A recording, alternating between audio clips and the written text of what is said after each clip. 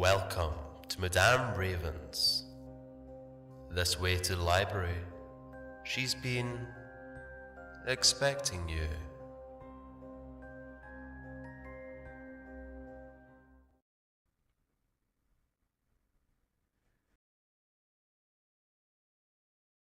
SCP-753.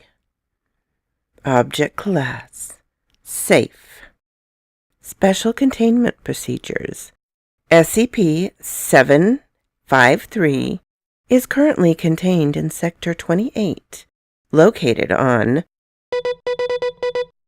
SCP-753 is to be contained in a 6-meter by 6-meter holding cell, monitored by surveillance cameras at all time. SCP-753 is to be provided with 5 liters of each primary color of paint each day, along with 24 standard painting canvases. All paintings created by SCP-753 are to be recorded by research staff. In the event that SCP-753 attempts to destroy itself, security personnel are to restrain SCP-753 and await further orders from research staff present. Description: SCP-753 is a highly advanced automaton, approximately 10 centimeters across, 6 centimeters wide, and 8 centimeters tall. SCP-753 possesses 2 pincer-like limbs protruding from its main circular body, which it uses to slowly move itself about the ground. This is likely due to SCP-753's locomotive functions having been damaged at an unknown point in history. At the center of SCP-753's body is a red sensory organ similar in structure to that of the human eye. SCP-753's eye appears to be organic, but is likely artificially produced. This eye is also damaged, leaving SCP-753 partially blind. A Marshall, Carter & Dark Limited logo has been engraved on SCP-753's back. Interior analysis of SCP-753 shows that it moves using a rudimentary nervous system, coordinated by an extremely small, spherical brain. Above SCP-753's body is a small receiver, the purpose of which is currently unknown. SCP-753 appears ignorant of its surroundings. It does not recognize the presence of personnel. SCP-753's primary purpose appears to be the creation of paintings.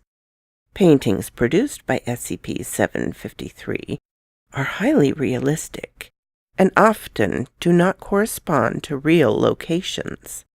Recently, paintings created by SCP-753 have mostly involved in some way SCP-753's death. SCP-753 was initially returned to Marshall, Carter & Dark Limited by one of their clients, who complained that it was broken. A Foundation mole within the organization was able to retrieve SCP-753 before incineration. SCP-753 usually produces 1 painting per hour. When SCP-753 is not provided with adequate paint or painting canvas, it appears to enter a dormant state, shutting down for a minimum length of time of 1 week. As this heavily impedes research, SCP-753 is to be kept stocked with paint and canvases at all times. SCP-753 does not appear to be concerned about completed paintings and generally ignores them after they are finished. Painting log: 1 a.m. Image of an ocean. Water is observed as being red in color. Unidentified aquatic creatures bearing resemblance to a platypus is jumping out of the water. Closer inspection reveals that SCP-753 is being crushed in its jaws. 2:24 a.m. Image of a lit furnace. Unidentified red humanoid is climbing out of the furnace. SCP-753 is visible inside the furnace. 3:14 a.m. Image of a human eye against a starry background. SCP-753 is drifting towards the eye, which is observing it. 4:21 a.m. Image of a city. City appears to be constructed from a web and populated by giant spiders. SCP-753 is visible trapped in a web with a spider moving towards it. 5:11 a.m. Image of a nuclear explosion. Silhouette resembling SCP-753 is visible in the explosion. 6:02 a.m. Image of SCP-753's containment area. SCP-753 appears to have shut down. Research Assistant, redacted, is inspecting SCP-753. Closer analysis shows that Research Assistant lacks eyes. 6:59 a.m. Image of Sector 28 Disposal Facility. Maintenance worker, redacted, is activating the incinerator. SCP-753 is visible among the waste. 7:42. Image of a restaurant. Patrons are pointing at a chandelier, which had fallen from the ceiling. SCP-753 is visible under the chandelier. 8:35 a.m. Image of a cottage. A man is walking towards the cottage, holding an axe, and a smashed SCP-753. 9:27 a.m. Image of a desert. A creature resembling a six-legged wolf is in the process of destroying SCP-753. 10:12 a.m. Image of a forest. Indistinct human figures are visible hanging from nooses. Notably, SCP-753 appears to be absent from the painting. 11:02 a.m. Image of a forest. Indistinct human figures are no longer hanging, but are on the ground, looking directly forward. One is holding a crushed SCP-753 in its fist. 12:29 p.m. Image of an indistinct human face holding SCP-753 forward. Indistinct human face appears to be registering anger.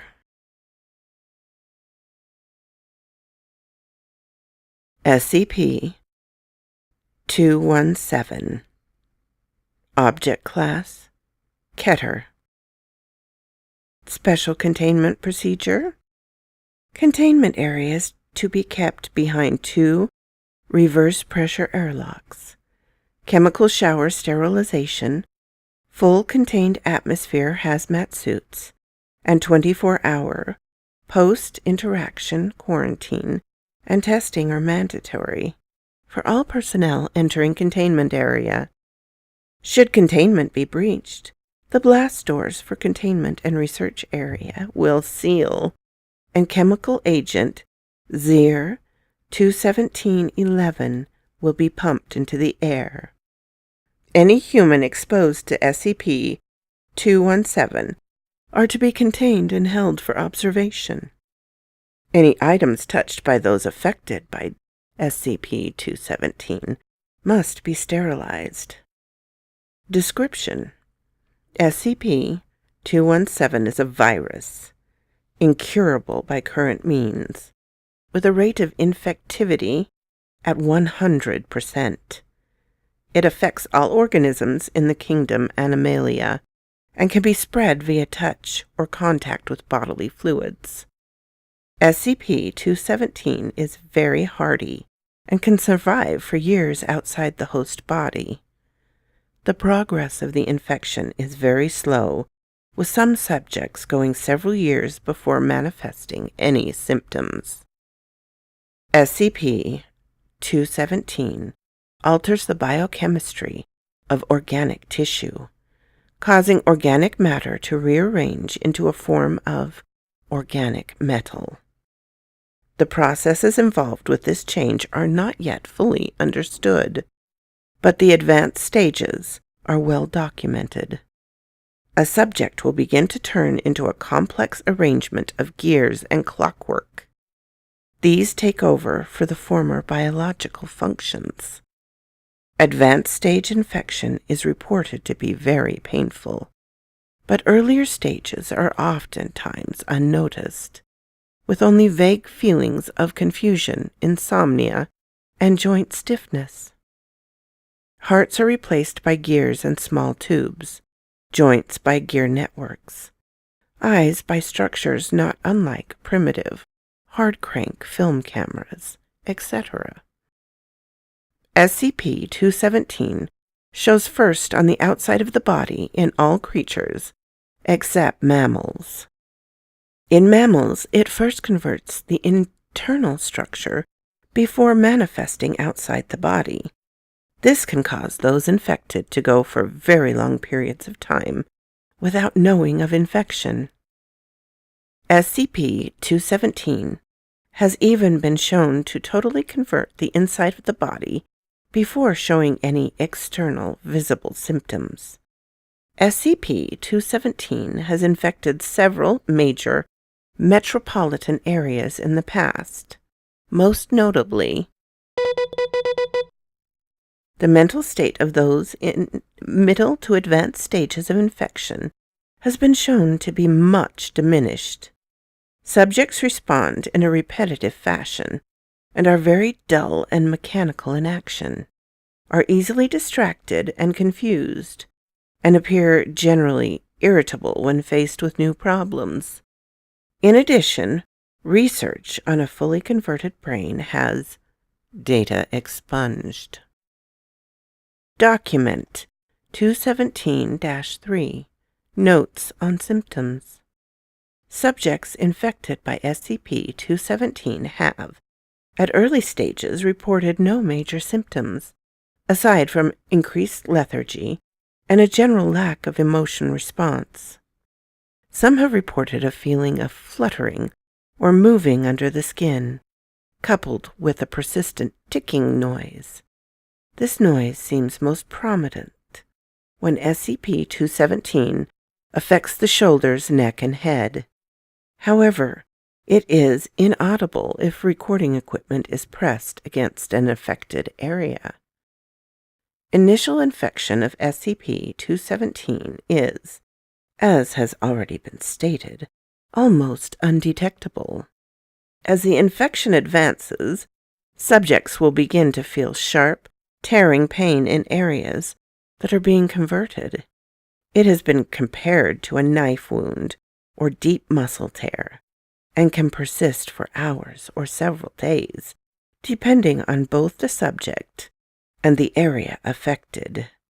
The new clockwork organs appear to tear and rip at tissue for a short time, before becoming fully integrated and settling into the surrounding tissue. And this is believed to account for the pain. Areas affected appear to be metal, mainly brass, steel, and iron. Other substances have been reported appearing to be leather, rubber, glass, wood, and other basic materials. Despite appearances, it is purely organic material, and even carries a subject's DNA. Organs and tissues affected appear more resilient than normal, carrying the same strength and density as the materials they resemble. Instead of normal tissue density, areas damaged repair over time, but is much slower than standard human regeneration. Damaged areas can be instantly repaired by replacing damaged areas with new parts of the same type. Testing has shown that there are no ill effects. If parts made from normal material, steel, wood, leather, replace the existing biomechanical clockwork. Most alarmingly, people infected with SCP-217 can continue for months, even years, without being detected. With infection so easily to spread, hundreds could be affected before proper containment could be enforced. Infection appears to spread most quickly in large offices, malls, and other large concentrations of people. Note: anything or anyone suspected or confirmed to be infected with SCP-217 is not allowed near SCP-882. Addendum: at this time, cross-experimentation between SCP-229 and SCP-217 is allowed only with O5 approval.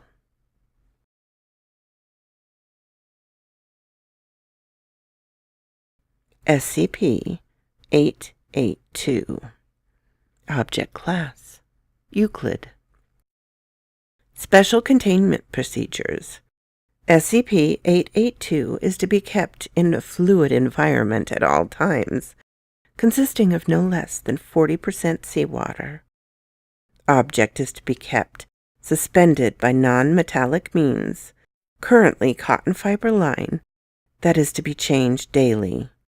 Object is also to be checked daily for any signs of rust flaking. If any part of SCP-882 appears uncoated with rust, it must immediately be immersed in 100% seawater solution. Water must be taken directly from the ocean. Reduce concentration only when the object is again coated in rust. No metal may be placed in containment area. Only organic materials are allowed in containment area, and any contact with SCP-882 requires the use of thick cotton gloves. Any metal making contact with it is to be heat severed, melted down, and kept immersed in 100% seawater in a separate area. Any auditory issues reported by staff must be reported immediately, and affected personnel must submit to a full psychological examination and, depending on the result, either transfer to another facility or permanent containment at expunged. Description: SCP-882 appears to be a random assembly of gears, cables, pulleys, screws, and belts, all made of an amalgam of various metals.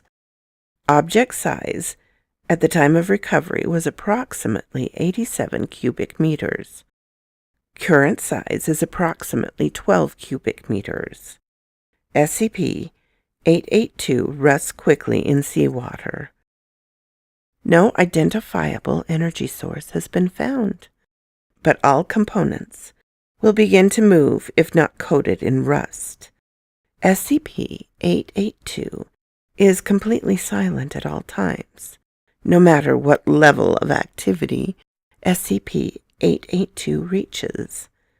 Any metal touching the object will become permanently affixed to it, and over a period of a few days becomes a new part of the object.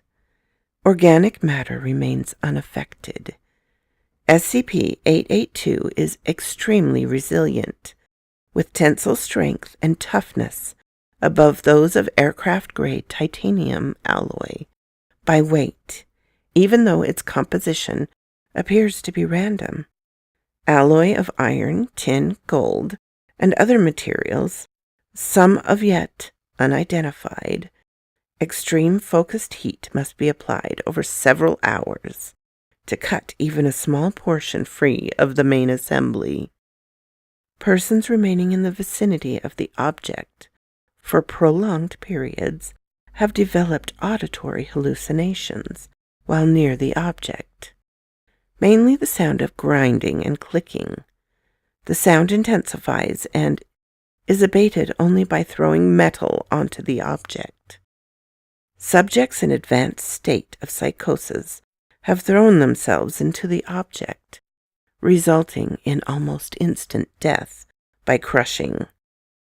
The body is often drawn in and impossible to recover.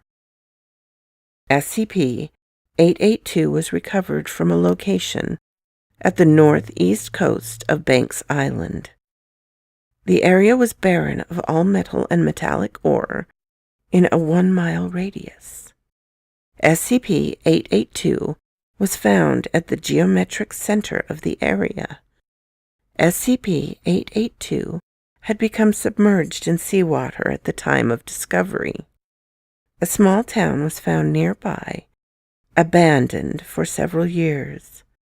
SCP-882 was removed and shortly started to flake off rust, causing the various parts to begin motion. After several accidents, Dr. Gears authorized SCP-2519 to be placed on loop, which successfully reduced the object's motion, enabling safe access. SCP-882 was then cut down and contained on site. Note: SCP-882 is not to be brought into the vicinity of SCP-271 or any subject possibly contaminated by SCP-217. Interview 882-1. Interviewed: Richard Wright. Interviewer: Dr. Gears. Forward: Richard Wright is identified as a survivor from the small community near the initial recovery location of SCP-882. Begin audio log. Please take a seat. State your name for the record, please. Richard Logan Wright. Everyone calls me Rich, though. Excellent. Thank you, Mr. Wright. Do you recall the date when you first saw the object in question? God, when was it? I'm not really sure. It was a while ago. Alan found it first, wrecked his boat on it.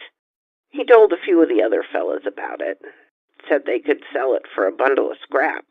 We all thought it was a chunk off a jet or a cargo ship. At what point did the device start operating? The next day. Damn thing shook off rust like a dog with fleas. Started spinning slowly, then sped up. By the time I saw it, it was really running. Jimmy tried to get closer, try and see what was powering it or why it kept so quiet, but he slipped. Had a bad cut over his eye and got the hell out of there. Alan seemed kind of off, kept asking us if we were hearing anything. Miss Parker thought part of it was gold, even tried to jam part of it with a pipe to get at it. Well, that pipe stuck fast, smashed her a good one. When the gear was on, spun around. After that, people mostly kept away. Were there any other incidents of people being injured or hearing noises? Not at first. That's the thing. It was so damn quiet. Everyone kind of forgot about it for a while. Alan was keeping it in an old storeroom by the dock, and nobody really went out there much. He started looking bad. Said he couldn't sleep, that he kept hearing that thing grind away. Father Pat started dropping by and tried to talk to him, told him to get rid of it. He was gone for a couple days, and suddenly the two of them turned up together, happy as clams. Mr. Wright. I'm sorry. Fine. I'm fine. Sorry. So Father Pat and old Alan show up, fresh as daisies. Say they've got the thing figured out.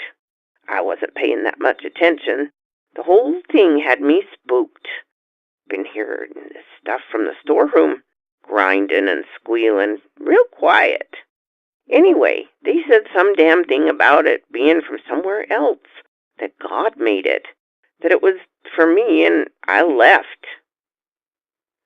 Did you believe them? What? That it was from God? No, I don't know. I didn't really know what to think. This damn machine kept spinning away, no power to it, and eating metal, too. That pole Mrs. Parker hit it with, it started turning into a giant screw shaft. Looked like it had always been there. More people started getting interested, started listening to Alan and Father Pat. Told everyone to bring metal to it. Told them the gears were the voice of God, that it grew louder as we turned away and softer if we brought it offerings. Did you bring metal to it as well, or spend any extended period of time near the object? The hell does that matter? You could hear this thing all over town. Got to be folks couldn't even sleep. Just clanging, grinding, screaming at all hours of the night. Giving it metal helped. God damn it, I didn't want to. I know it wasn't God. I never said it was. Everyone else was falling all over themselves to make Alan and Father Pat happy. I just wanted some damn sleep. There's not a goddamn thing wrong with that. Sir, I will request that you calm yourself. I'm asking questions, not accusing. Please return to your seat.